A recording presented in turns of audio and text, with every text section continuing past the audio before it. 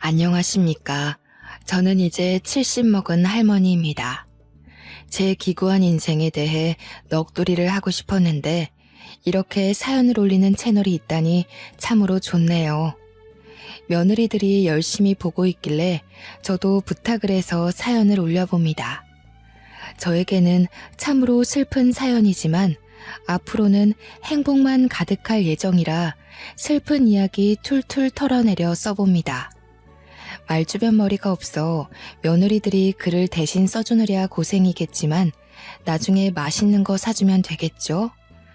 저는 아주 평범하게 자랐습니다. 작게 인쇄소를 하시던 아버지 밑에서 잉크 냄새를 맡으면서 자랐습니다. 어머니께서는 손이 넉넉하신 분이셔서 늘 만든 음식들을 사람들에게 베풀며 살아오셨습니다. 엄청나게 부유했던 집은 아니지만 아버지의 일거리가 끊임이 없었기에 가난에 허덕이는 일 없이 잘 먹고 무럭무럭 자랐습니다. 아버지께서는 늘 저에게 좋은 사람 만나서 시집을 잘 가야 한다고 했었습니다. 그때만 해도 여자가 일을 하면 남자가 놀고 먹는 한량인가 하는 소리를 들었다고 했습니다.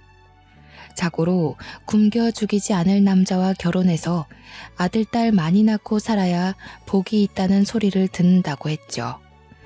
어머니께서도 아이를 많이 낳아 다복한 가정을 이루고 싶어 하셨었지만 저를 낳고 몸이 안 좋아지시는 바람에 아이를 더 갖지 못하게 되셨다고 했습니다. 하나뿐인 딸이기에 얼마나 애지중지 키웠겠습니까? 그런 저에게 소위 말하는 좋은 남자가 생겼고 양가의 축복 아래 결혼도 하게 되었습니다. 하지만 결혼하고 나서 점점 상황이 이상해졌습니다. 갑자기 시아버지께서 심장마비로 객사를 하셨고요. 시어머니께서는 시아버지를 잃은 슬픔에 시름시름 앓다가 돌아가셨습니다. 결혼하자마자 치룬 장례에 저는 정신이 없었습니다. 거기다가 두 분의 상을 치룬 지 얼마 안 돼요. 저희 아버지 인쇄소에 불이 나서 주변 건물들까지 손해를 끼치고 말았습니다. 한순간에 전 재산을 잃고 주변 상가에게도 피해를 변상해야 했습니다. 그래도 저는 두 분 건강에 이상이 없다는 것만으로도 감사했습니다. 하지만 빚더미에 앉게 되었습니다. 그때는 보험이랄 것도 제대로 없어서 피해 변상은 고스란히 아버지의 몫이었습니다. 저희 남편은 제 부모님의 몫의 빚까지 떠안아 주겠다고 했습니다. 저는 면목이 없었죠. 하지만 정말 좋은 남자였습니다. 저에게 아무런 걱정하지 말라고 우리 마누라 고생은 절대 안 시킨다면서 본인 일을 늘리더라고요. 남편은 건설 현장에서 타일을 붙이는 일을 하는 타일공이었습니다. 몸이 매우 힘들지만 일을 하는 만큼 돈을 벌 수 있는 직업이었습니다. 남편은 일을 늘려서 하루 종일 집에 붙어 있지 못했습니다. 그런 남편을 보면서 저희 친정 부모님은 참 마음 아파하셨습니다. 그러다가 어깨를 다친 남편이 잠시 일을 쉬게 되었어요. 목구멍에 풀칠이라도 해야 하는데 너무나도 걱정이 많았습니다. 제 걱정이 늘어나고 한숨이 늘어날 때마다 남편은 늘 미안해했습니다. 미안해 여보, 내가 다치지만 않았어도. 무슨 그런 서운한 소리를 해요. 당신이 이만큼만 다친 것도 너무 다행이에요. 저는 남편을 대신해서 일을 하기 위해 부업을 시작했습니다. 친정 부모님께서도 부업을 하는 저를 보고 같이 도와주시기 시작했어요. 그렇게 소일거리를 하며 한 푼 두 푼 모아 빚을 갚고 남편의 어깨도 회복되어 다시 일을 시작했습니다. 당시에 새로운 건축 양식이 유행하면서 화장실에만 붙이던 타일을 주방이나 거실에도 붙이기 시작했어요. 남편의 일거리는 늘었고 저희 가족은 다시 안정을 찾을 수 있었습니다. 저는 하던 부업을 놓치지 않고 열심히 가게의 보탬이 되기 위해 노력했습니다. 그러던 어느 날 친정 어머니께서 저에게 급히 전화를 하셔서는 혹시 임신했냐고 물어보시는 거예요. 저는 별다른 증상을 못 느끼고 있었는데 순간 생리가 늦어지고 있다는 것을 알았습니다. 그래서 왜 그러느냐 여쭈어 봤더니 글쎄 친정어머니 꿈에 황금거위가 날아와서 황금알 하나를 품에 쏙 안기고 사라졌다는 거예요. 내가 태몽을 꾼 게 확실하지? 아직 몰라요. 생리가 좀 늦어지긴 하는데. 어머 얘, 그럼 임신이 맞나 보다. 근데 내가 이게 태몽인지 아닌지 조금 헷갈렸던 부분이 있는데 꿈 끝이 별로 안 좋았어요? 아니 글쎄 내가 알을 잘 품고 가다가 돌부리에 넘어져서 알을 깨트렸지 뭐야? 근데 노른자가 2개나 있더라고. 터지긴 했지만 그래도 괜찮겠지? 저는 어차피 꿈이고 아직 임신한 것도 아닌데 너무 걱정하지 마시라고 전했습니다. 그날 저녁 약국에서 임신 테스트기를 사왔어요. 약사님께서 아침 첫 소변으로 하는 게 가장 정확하다고 하셔서 다음날 아침까지 기다렸습니다. 임신 테스트기에는 양성 반응이 떴어요. 제가 정말로 임신을 하고 만 것이었죠. 아이를 벌써 가지려는 계획은 없었지만 그 당시에 계획이라는 게 뭐가 있나요? 생기면 생기는 대로 낳는 것이 당시의 규칙이었죠. 그런데 이상하게도 먹는 거 없이 살이 많이 찌기 시작했어요. 입덧이 꽤 심한 편이었음에도 불구하고 다른 임산부들보다 배가 훨씬 불러왔습니다. 그 당시에는 조산원이라는 곳에서 애를 낳는 것이 대부분이었습니다.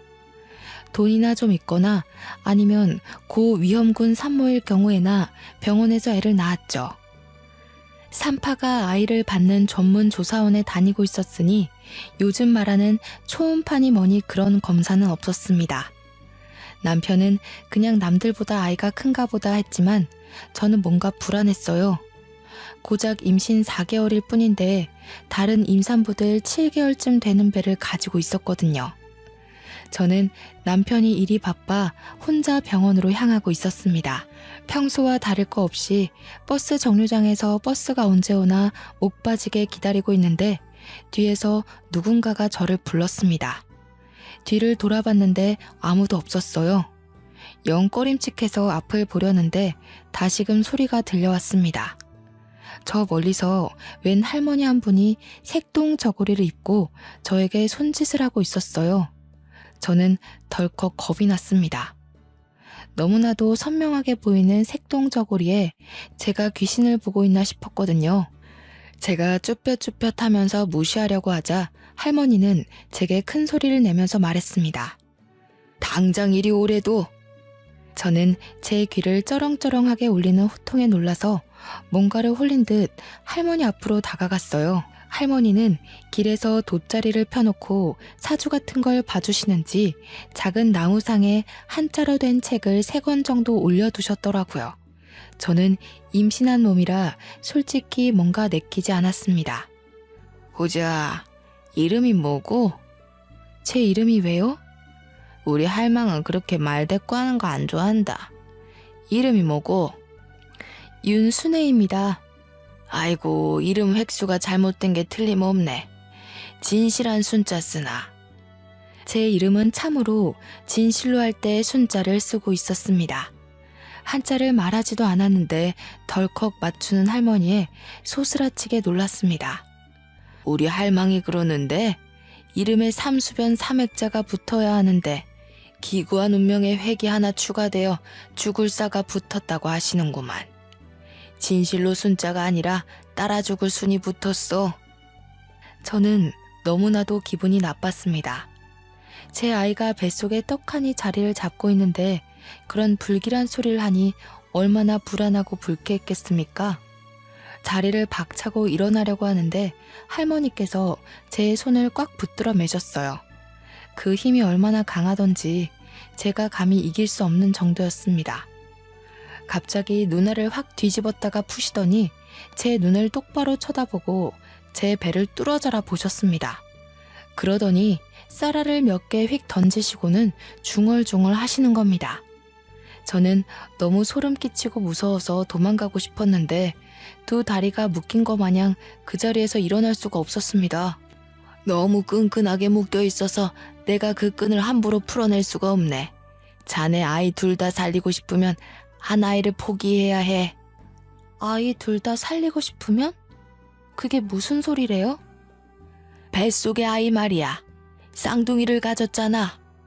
저는 그제서야 제 배가 왜 남들보다 큰지 이해가 갔습니다. 병원에 가서 정확하게 검사한 것은 아니지만 어머니의 태몽에서 쌍란이 나온 것도 그렇고 지금 할머니께서 쌍둥이라고 하는 것도 그렇고 말이죠. 저는 뭔가 깨달음을 얻은 듯한 얼굴을 했지만 그럼에도 불구하고 의문이 남았습니다. 제가 쌍둥이를 가졌을 수도 있지만 둘 다 살리고 싶으면 한 아이를 포기하라는 게 무슨 소리세요? 우리 할망이 자세하게 말해주면 운명이 바뀐다고 했는데 자네 인생이 기구해서 내가 조금 더 풀어주지. 뱃속의 쌍둥이 명이 짧아 따라 죽을 운명이란 말이다 이거야. 저는 점점 듣는 게 거북해졌습니다. 아직 태어나지도 않은 아이들에게 저주를 퍼부어도 너무 심하게 붙는 것 같았습니다. 할망인지 뭔지가 귀신인지 신인지 모르겠지만 우리 아이에게 저주를 부는 것만 같았어요. 애 둘 다 낳을 생각 말고 하나만 낳아. 하나를 일찌감치 지으면 그 수명이 다른 쌍둥이에게 붙어서 오래오래 살 거요. 아니, 무슨 그런 저주를 퍼부으세요? 저주라니. 내 말을 들어야 다들 오래 살 수 있어. 그 아들이 따라 죽을 업보를 타고 태어나는 거니까. 내 말 들어. 할머니 너무해요. 태어나지도 않은 아이들한테. 내가 뭘 했어. 저 업보를 타고난 인간들은 내 말을 듣지 않는데도. 갑자기 목소리가 바뀐 할머니는 저를 확 째려보셨습니다. 이전까지는 호통은 치셔도 눈빛은 안타까워하는 눈빛이셨는데 지금은 눈빛에 도끼가 가득했어요. 자식은 물론이고 다른 사람도 살고 싶으면 애 하나를 버려. 그러면 그 수명 골고루 나눠 먹을 테니. 그러더니 할머니는 저의 다른 말들을 모두 무시한 채 나무 탁상을 탁탁 챙기고 돗자리를 휘리릭 말아서 들고는 골목 끝으로 사라졌습니다. 저는 멍하니 사라지는 할머니의 뒷모습을 바라보았어요. 그러다가 정신을 차리니 제가 뭘 하고 있었는지를 모르겠더라고요. 홀렸다는 말의 뜻을 정확하게 알 수 있는 순간이었습니다. 저는 원래의 목적대로 산부인과에 가기 위해서 버스에 올라탔습니다. 버스를 타고 병원으로 가는 내내 속이 울렁울렁 거리더라고요. 가까스로 정신을 부여잡고 병원에 도착해서 검사를 마치니 정말로 쌍둥이가 뱃속에 있다지 뭐예요. 참말로 신기한 경험이 아닐 수 없습니다. 친정엄마가 꾸신 꿈도 그렇고 점쟁이로 보여지는 할머니도 그렇고 모두들 저에게 쌍둥이에 관련된 이야기를 해주셨으니까요. 그런데 쌍둥이인 걸 알자마자 제 마음속에 불안의 촛불이 탁 켜졌습니다. 쌍둥이 명이 짧아 따라 죽을 운명이란 말이다. 저는 서둘러 동네로 왔습니다. 그리고는 점쟁이 할머니가 있었던 그 자리로 달려갔어요. 하지만 할머니의 흔적은 그 어디에도 없었습니다.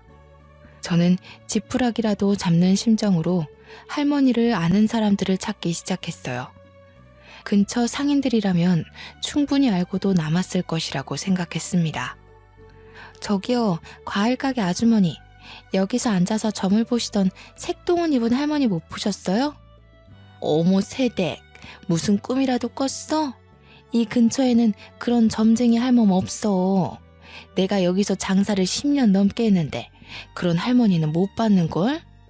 아까 한 2시간 전만 해도 있었는데 참말로 못 보셨어요? 색동옷을 입었으면 눈에 딱 띄었을 텐데 난 못 봤어. 여기서 색동옷 입고 앉아 있었다가는 미친 사람으로 오해받기 딱 쉽지. 나도 그런 할머니는 본 적이 있는데 새댁이 잘못 본 거 아냐?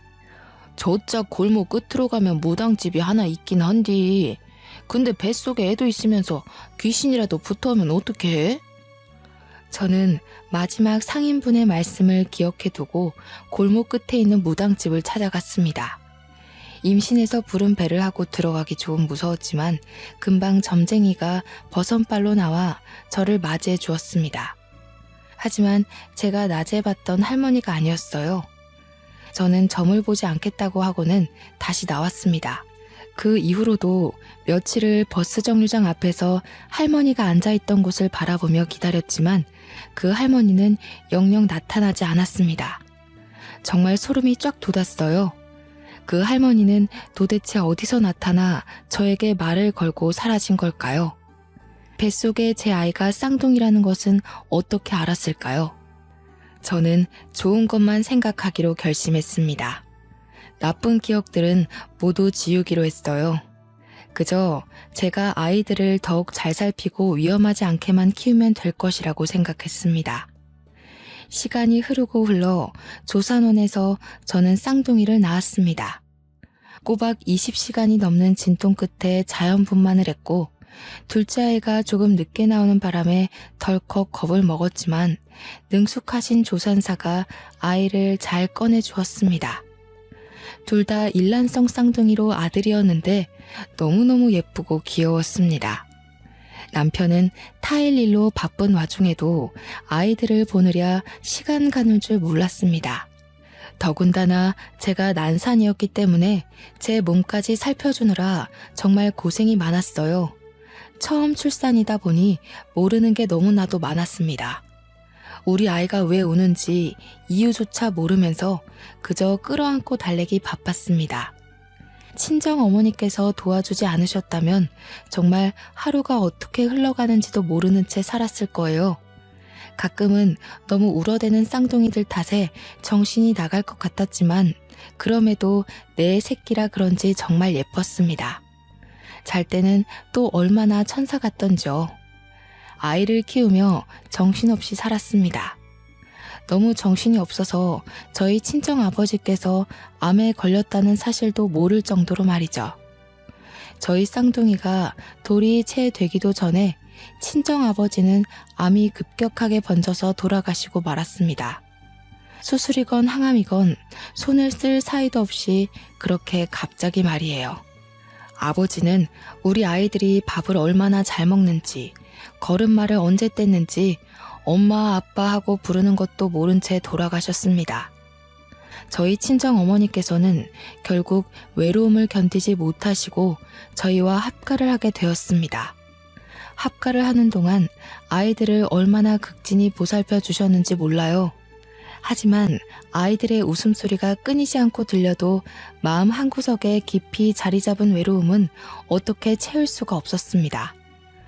아이들이 커가는 속도가 참 빠르잖아요. 저희 어머니의 늙는 속도도 참 빨랐습니다. 어느 날부턴가 멍하니 창밖을 보면서 제게 말씀하셨어요. 나는 섬에 가서 살고 싶었어. 바다도 보고 산도 보면서 공기 맑은 곳에서 네 아버지와 그렇게 늙어가고 싶었지. 매일 아침마다 저에게 똑같은 소리를 반복하셨어요. 저는 그것이 아버지를 그리워하는 마음인 줄 알았는데 아니었습니다. 가끔은 요리를 하시다가 냄비를 태워 먹기도 하고 어느 날은 집이 몇 호였는지를 헤매기도 하셨지만 저는 별 대수롭지 않게 생각했습니다.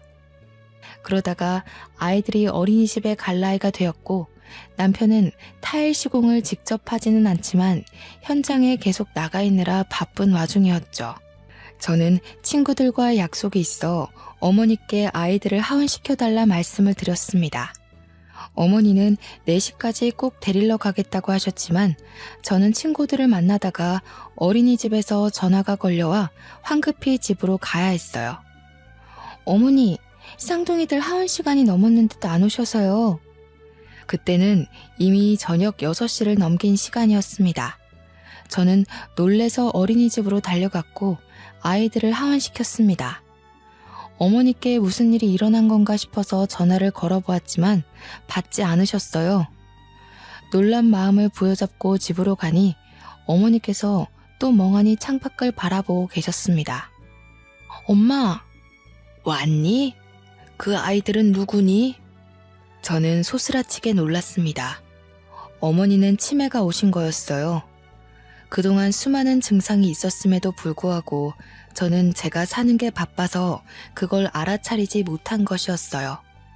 부랴부랴 어머니를 모시고 병원에 갔더니 이미 치매 증상이 꽤 오랜 시간 있었으며 진행이 된 터라 약으로 조절하기 힘들다고 했습니다.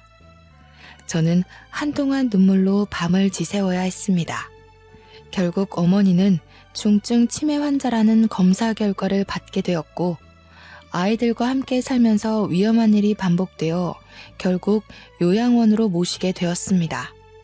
어린이가 되어버린 어머니께서는 요양원에 들어가지 않겠다고 난리를 치셨지만 어쩔 수 없었습니다. 그런데 요양원에 들어가 외로움에 시름시름 앓던 어머니께서는 6개월 만에 자다가 돌아가셨습니다. 저는 너무 놀라서 요양원에 찾아가 혹시 제대로 잘 보살피지 않은 건 아닌지 확인해 보았지만 병원에서도 자연사로 결론 짓더라고요. 그때가 겨우 우리 아들들이 5살일 때였습니다. 저는 결혼부터 지금까지 시부모님, 친정부모님 4분을 모두 보내드려야만 했습니다. 문득 버스 정류장에서 우연히 만났던 할머니의 말이 떠오르더라고요. 자식들은 물론이고 다른 사람도 살고 싶으면 애 하나를 버려. 그러면 그 수명 골고루 나눠 먹을 테니. 소름이 끼쳤습니다. 정말 제 이름의 획손 하나로 이런 일이 벌어진 건가 싶었고요. 우리 아들들이 무탈하게 살 수 있는 방법이 무엇이 있을까 고민하게 되었습니다. 하지만 별다른 수가 없었죠. 병이 있는 것도 아니고 누군가가 우리 아이들을 위협하는 것도 아니었습니다. 남편은 매일같이 고민하는 저의 손을 꼭 잡아주며 말했습니다. 당신이 그 할머니에게 무슨 말을 들었던 너무 걱정하지 마. 아직 아무런 일도 일어나지 않았고 사실 우리 부모님이건 장인어른 장모님이건 하늘나라에서 부른 것일 수도 있는데 당신이 너무 그 할머니 말에 신경 쓰고 있는 건 아닐까 싶어. 나도 지워버리려고 노력 중인데 그게 잘 안 되네요. 우리 아이들 우리 손으로 지켜내면 되지. 우리가 더 보살피고 더 아껴주면 위험한 일 없을 거야. 남편은 저를 꼭 안아주며 말해주었습니다. 저는 불안함을 조금 내려놓기로 했어요. 그 뒤로 우리 아들들이 초등학교에 입학해서 체육대회를 할 때도 위험한 일이 생기지 않도록 담임 선생님께 신신당부를 했고요. 학교에서 친구들과 싸움이 나면 불이 나게 달려갔습니다. 그때 당시만 해도 학교에서 체벌이 공공연하게 이루어졌던 시기라 매 학년마다 담임 선생님을 찾아가 체벌은 절대 안 된다고 말씀을 드렸고요. 시장을 다닐 때에도 제가 매일같이 데려갔고 또 데리고 오면서 위험한 상황 자체를 만들지 않으려고 했습니다. 물론 주위에서는 너무나도 극성이라고 손가락질을 하기도 했죠. 하지만 자식 목숨이 달린 일인데 어느 부모가 가만히 있을 수 있겠습니까? 우리 아이들은 무럭무럭 자랐습니다. 울음만 커져도 제가 소스라치게 놀랐기 때문에 정말 남자 아이들로서는 별로 상상할 수 없을 정도로 흉터 하나 없이 잘 컸습니다. 예방접종을 할 때에도 일일이 알레르기 검사를 하고 안전성을 수십 번 물어보고 맞췄으니까요. 아이들이 고등학생이 된 이후부터는 마음이 한결 편하더라고요. 성인과 별 다를 것 없는 몸을 하고 있었으니까요. 우리 아들들이 키도 꽤 컸고 몸도 다부졌거든요. 무엇보다 예의도 바르고 제 말을 잘 들어주는 자상한 아들들이었습니다. 정말 아픈데 하나 없이 다치는데 하나 없이 잘 자라주었습니다. 저는 평온한 일상이 반복되자 점쟁이 할머니의 말을 완전히 까먹어버렸습니다. 그도 그럴 게 수능도 잘 치렀고 대학도 둘 다 원하던 학과에 붙었거든요. 대학생이 되어 초반에 놀러 다니느랴 집에 잘 안 들어왔을 때는 조금 걱정이 되었지만 아들들은 걱정 말라고 했습니다. 그렇게 제일 걱정이던 군대도 잘 다녀오고 대학도 졸업하고 둘 다 취직이 되었을 땐 저와 남편 모두 안심했습니다. 남편은 저에게 웃으며 놀리기까지 했죠. 어릴 때는 어디 다쳐서 피라도 나면 기절할 것처럼 굴었던 사람이 그봐 마음을 달리 먹으니까 우리 아들들도 잘 자라서 이렇게 어엿한 성인이 됐잖아. 저는 남편을 보며 활짝 웃었습니다. 사람은 역시 마음먹기에 달린 거라 생각했죠.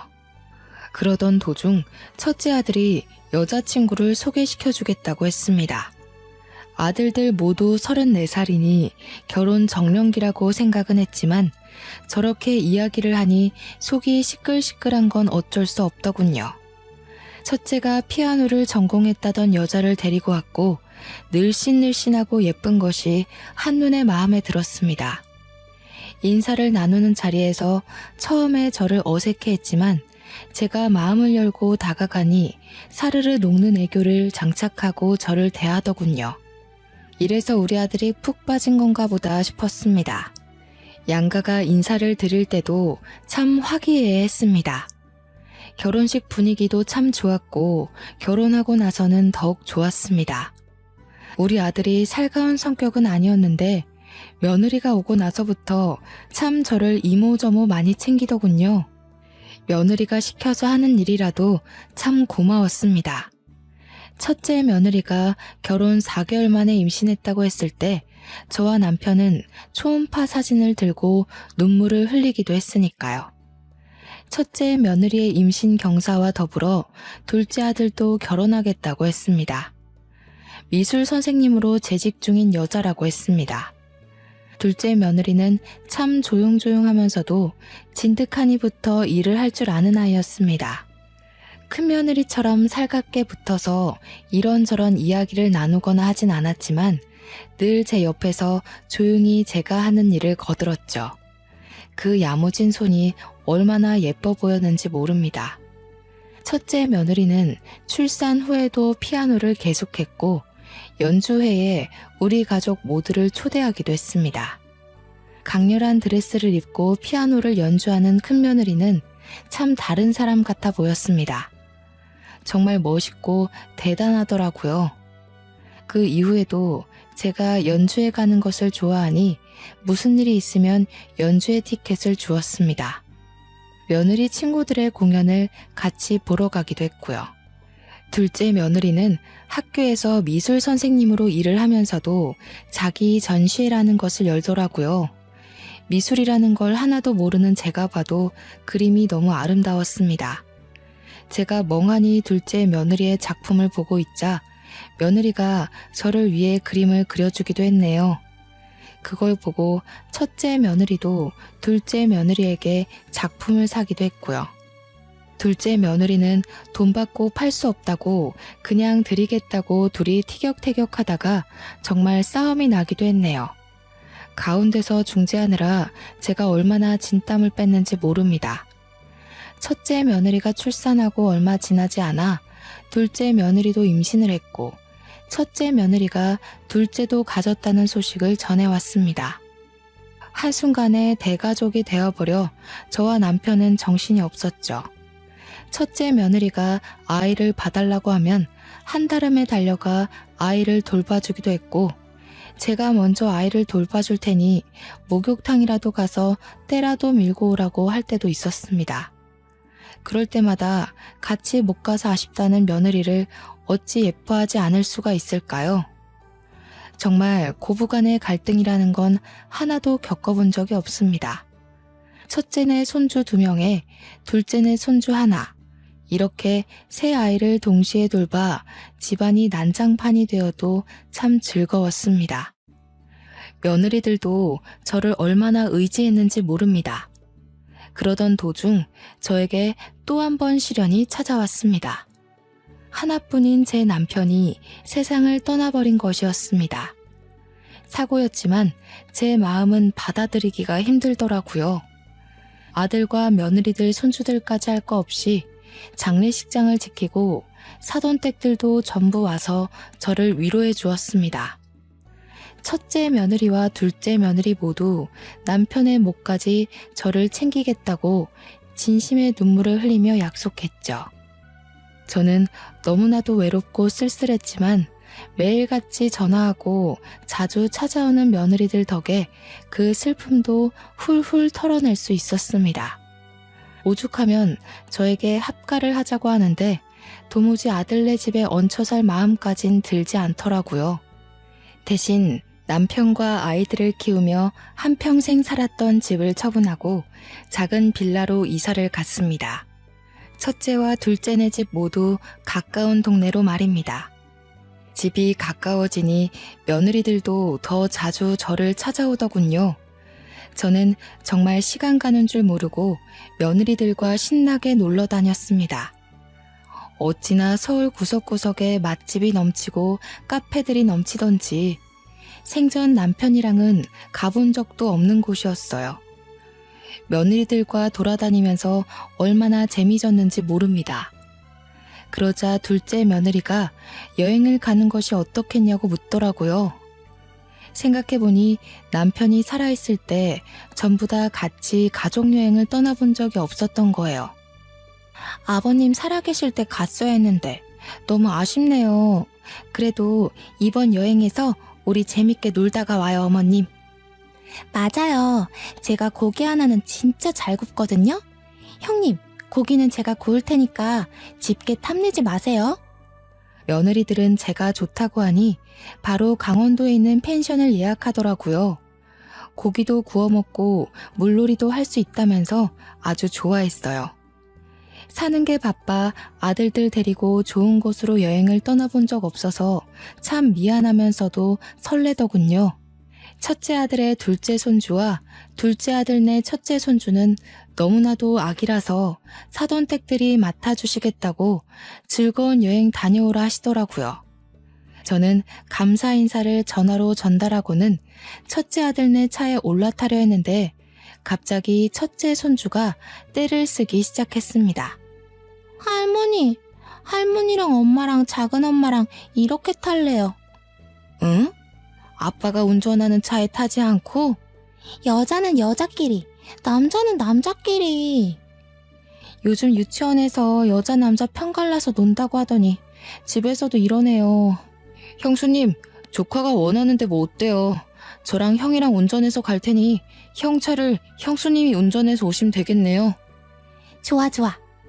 손주의 바람대로 여자차, 남자차 나눠서 타기로 했습니다. 첫째 며느리가 운전하는 차에 저와 손주 둘째 며느리가 타고 둘째 아들이 운전하는 차에 첫째 아들이 앉았습니다. 그렇게 강원도 횡성에 있는 펜션에 가기로 하고는 차를 출발해서 한창 고속도로를 타고 있었습니다. 두 번째 휴게소에서 만나자 약속을 했다고 했는데 아무리 기다려도 아들네 차가 도착하지 않았습니다. 불안한 마음에 며느리들이 전화를 해봤지만 둘 다 전화도 받지 않았고요. 모르는 번호로 전화가 걸려오고 나서야 저는 점쟁이의 말이 떠올랐습니다. 온몸에 소름이 돋으면서 다리에 힘이 풀렸고 전화를 받은 첫째 며느리의 표정이 일그러지는 것을 보면서 확신을 했습니다. 둘째 며느리는 영문도 모른 채 주저앉은 저를 부축했고요. 첫째 며느리는 갑자기 온몸을 떨면서 눈물을 흘리기 시작했어요. 저는 그 모습을 보면서 같이 눈물을 흘렸습니다. 남편들 차가 사고가 나서. 네? 형님, 그게 무슨 소리예요? 며느리들과 저는 황급히 병원으로 달려갔고 거기서 싸늘하게 식은 두 아들을 만날 수 있었습니다. 과적제 화물 트럭에서 떨어져 나온 벽돌이 아들 차를 뚫었다고 했습니다. 벽돌을 맞은 둘째 아들은 즉사, 피하려고 차를 틀다가 가드레일을 받은 첫째 아들은 병원으로 이송 도중 사망했다고 하더군요. 그게 우리 아들들 나이가 고작 40살일 때였습니다. 아들들의 장례를 어떻게 치렀는지 기억도 나지 않습니다. 너무나도 정신이 없었고 온통 곡소리뿐이었습니다. 저는 더 이상 흐를 눈물도 없겠구나 했는데 또 눈물이 나오더라고요. 며느리들은 저를 붙잡고 어머니 어떡해요 하는데 해줄 수 있는 말이 없더군요. 발인을 끝내고 장지에 두 아들을 묻고 집으로 돌아와 아무도 없는 텅 빈 집에서 홀로 잠이 들었는데 꿈속에 그 색동옷 입은 할머니가 나타나더군요. 세월이 40년이나 흘렀음에도 여전히 버스 정류장에서 만났던 그 모습을 하고 말입니다. 내가 하나만 살리라고 했잖아. 그래야 수명을 늘릴 수 있다고. 네 이름 획수가 잘못되어 줄줄이 따라가는 거라고 했잖아. 이제 저는 어떡해요? 며느리들까지 무슨 화가 생기면 어떡해요? 네 핏줄의 인연이 모두 끝이 났으니 더 이상 따라가는 사람이 없을 게야. 그 말을 뒤로 한 채 할머니는 사라졌고 저는 꿈에서 깼습니다. 제게 나타나서 더 이상 따라가는 사람이 없을 거라 했지만 저는 불안했어요. 저는 빌라를 매매로 내놓았습니다. 자리가 좋고 신축이라 그런지 금방 좋은 값을 받고 팔 수 있었습니다. 남편과 살았던 집을 팔고 남았던 돈과 빌라 매매값을 합치니 수중에 4억 정도 생기더라고요. 저는 며느리들을 불렀습니다. 그리고 각각 2억씩 나눠주었죠. 며느리들은 절대 받지 못한다며 한사코 거절했지만 제가 큰 소리를 내니 마지못해 받았습니다. 나는 이제 바다도 보고 산도 볼 수 있는 섬으로 떠날게야. 우리 어머니의 소원이셨지. 이제 나는 신경 쓰지 말고 우리 며느리들 각자의 삶을 찾아가도록 해. 아직 나이도 젊은데 새 출발해야지. 며느리들은 저를 붙잡고 엉엉 울었습니다. 절대 못 보낸다고 평생 같이 살자고 하는 걸 매몰차게 밀어내고는 무작정 제주도로 떠났습니다. 그리고는 무작정 수녀원에 들어가 저를 받아달라고 했죠. 큰 수녀님께서는 제 사정을 묻지도 않으시고 저를 받아주셨습니다. 매일같이 기도를 드리며 스스로 감옥 생활을 자처했습니다. 그런 제가 참 안쓰러웠는지 어린 수녀들이고 큰 수녀님이고 할 것 없이 매일같이 저를 불러다가 맛있는 걸 먹여주시고 좋은 경치를 구경시켜 주었습니다. 그럼에도 불구하고 저는 두 아들들을 먼저 보냈다는 죄책감을 이겨내기 힘들었어요. 그렇게 1년을 넘는 시간 동안 열심히 수련을 하고 기도를 하니 마음 한구석이 한결 편해지더군요. 그런데 어느 날 큰 수녀님이 저를 찾는 사람들이 있다면서 기도를 하고 있는 저를 불러냈습니다. 앞마당에 나가니 첫째와 둘째 며느리들과 손주들이 저를 기다리고 있었습니다. 순간 눈물이 터지는데 흐르는 눈물을 막을 수가 없었습니다. 며느리들도 저보고 눈물을 흘리고 있더군요. 천천히 이야기하라면서 자리를 비켜주신 큰 수녀님 덕에 저희는 이산가족 상봉하듯 끌어안고 엉엉 울었습니다. 어디 가셨는지 알려주지도 않으셔서 정말 못 찾는 줄 알았어요. 알고 보니 저를 찾느라 참 고생했다고 하더군요. 제가 거주지를 옮기지 않고 지내다가 며칠 전에서야 전입신고를 수녀원으로 했는데 그걸 보고는 찾아온 것이었습니다. 어머님, 이제 저희와 같이 서울로 올라가요. 저희 그동안 취직도 하고 대출도 받아서 마당에 있는 주택을 샀어요. 어머님 모시고 살려고 일부러 큰 집으로 구했어요. 내가 염치 없이 어떻게 거기서 살 수가 있겠니? 괜한 짓을 했구나. 나는 여기가 편하고 저희 취업해서 일을 해야 한단 말이에요. 그럼 손주들은 누가 봐주시나요? 어머님이 와서 사랑으로 보살펴 주세요. 우리 남편들처럼 그렇게 키워주세요. 울면서 떼를 쓰는 며느리들에게 매몰차게 돌아가라 이야기를 하지 못하겠더군요. 며느리들은 인근에 숙소를 잡았다면서 기다리겠다고 꼭 같이 돌아갈 거라고 했습니다. 제 이야기를 대충 들은 큰 수녀님께서 무슨 걱정이 있으냐며 며느리들을 따라가라고 하시더군요. 우리 자매님께서 앞으로 얼마나 더 이 세상에 있다가 하나님의 부름을 받으실지 모르지 않습니까? 마지막은 가족들과 함께 오순도순 지내시면 얼마나 행복할까요? 저는 큰 수녀님의 말씀에 큰 결심을 하고 며느리들에게 연락을 했습니다. 내가 너희들에게 큰 짐이 될지는 모르지만 나 또한 내 가족과 함께 지내고 싶어 못 이기는 척 따라가마. 하지만 이거 하나만 약속해다오. 언제라도 좋은 사람이 나타나면 뒤도 돌아보지 않고 떠나는 게야. 어머님, 꼭 약속할게요.